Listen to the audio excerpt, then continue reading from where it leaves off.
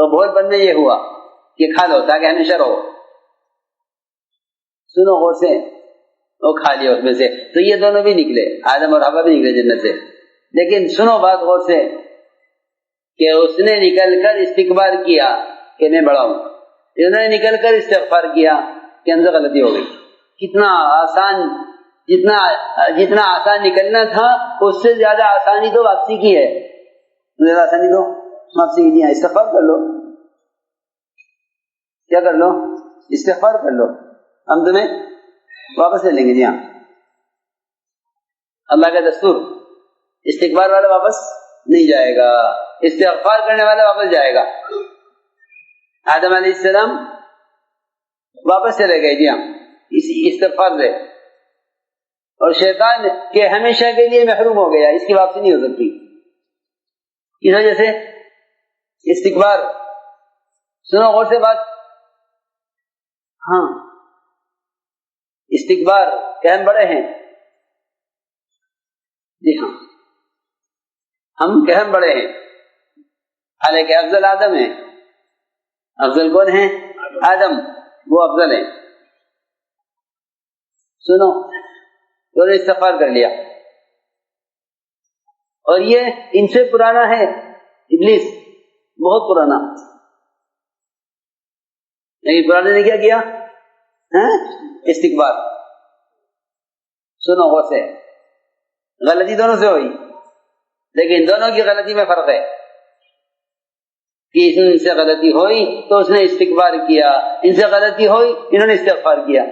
ہاں، میں ایک بات یاد کر رہا تھا کہ حکم کی علت نہ پوچھو کہ یہ حکم کیوں ہے، کہ نافرمانی کے لیے اتنا کافی ہے کہ پوچھا جائے کہ اس کا حکم کیوں دیا جا رہا ہے. میں نے ایک مثال دی ہے کہ حکم آئے گا حیثیت کے خلاف. یہ پہلا امتحان فرشتوں کا.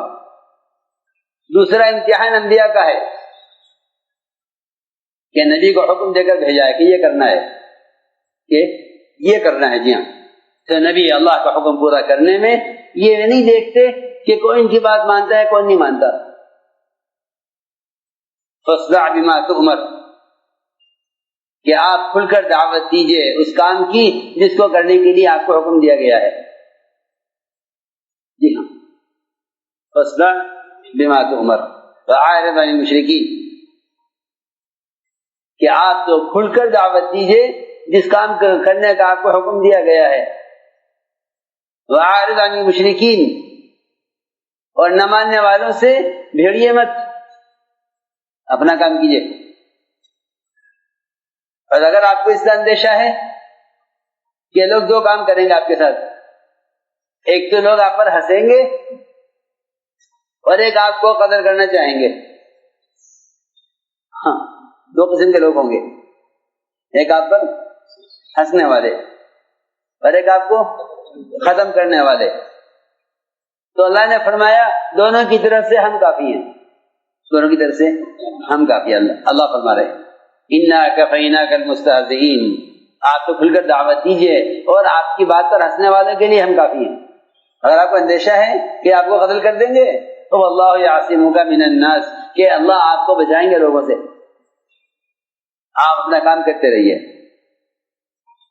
اپنا کام کرتے رہیے. جی ہاں، سنو، میں نے ایک بات عرض کی ہے کہ ایک امتحان ہوگا سخت. یہی امتحان ہے نبیوں کا، کہ نبیوں کے امتحان میں اپنے جذبے کا امتحان ہے کہ اپنے جذبے کو قربان کرو حکم پر. ابراہیم علیہ السلام کو حکم دیا کہ بیٹے کو ذبح کرو. کیوں؟ کہ کیوں کا سوال نہیں ہے کہ ایسا کیوں کریں. ابلیس نے بھی جو انکار کیا ہے حکم کا انکار نہیں کیا. جی ہاں، سنو غور سے، اس کے انکار کی جو اصل حقیقت ہے وہ اس بات کا سوال ہے کہ میرے ساتھ زیادتی ہو رہی ہے کہ مجھے یہ کرنے کا حکم دیا جائے. یہ زیادتی ہے میرے ساتھ. اسے میں پوچھنا چاہتا ہوں، شیطان کہہ رہا، میں پوچھنا چاہتا ہوں کہ مجھے اس کا حکم کیوں دیا گیا ہے.